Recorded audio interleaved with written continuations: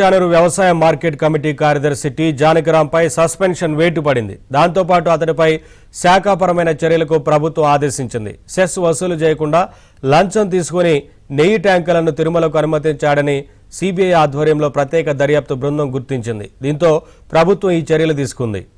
టీటీడీకి నెయ్యి సరఫరా చేసే డైరీ సంస్థలు నెయ్యి ట్యాంకులను తిరుమలకు పంపిస్తుంటాయి. అలా వెళ్లే ట్యాంకర్ల నుంచి అలిపిరి చెక్ పాయింట్ వద్ద తిరుచానూరు వ్యవసాయ మార్కెట్ కమిటీ సిబ్బంది నిబంధనల మేరకు సెస్ వసూలు చేయాల్సి ఉంటుంది. ట్యాంకర్ల సామర్థ్యానికి అనుగుణంగా 40,000 నుంచి 70,000 దాకా సెస్ కింద వసూలు చేయాలి. అయితే వైసీపీ ప్రభుత్వ హయాంలో మార్కెట్ కమిటీ సిబ్బంది సెస్ వసూలు చేయకుండా ఒక్కో ట్యాంకర్ నుంచి కనిష్టంగా 8,000 గరిష్టంగా 15,000 వరకు లంచాలు వసూలు చేసి వాటిని తిరుమలకు అనుమతించారు.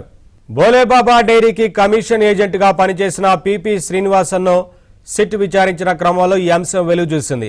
అతడి నుంచి స్వాధీనం చేసుకున్న డైరీలో మార్కెట్ కమిటీ సిబ్బందికి చెల్లించిన లంచాల వివరాలున్నాయి. దీనిపై సిట్ అధికారులు గత నెల 24వ తేదీన వ్యవసాయ మార్కెటింగ్ శాఖ డైరెక్టర్కు లేఖ రాశారు. సిట్ లేఖ ఆధారంగా కార్యదర్శి జానకిరాంను బాధ్యుడిగా గుర్తించిన వ్యవసాయ మార్కెటింగ్ శాఖ డైరెక్టర్ అతన్ని సస్పెండ్ చేశారు. అలాగే సెస్ బదులు లంచం వసూలు చేసిన కాంట్రాక్టు కార్మికుడు రాధాకృష్ణను తొలగించేందుకు నోటీసు జారీ చేశారు.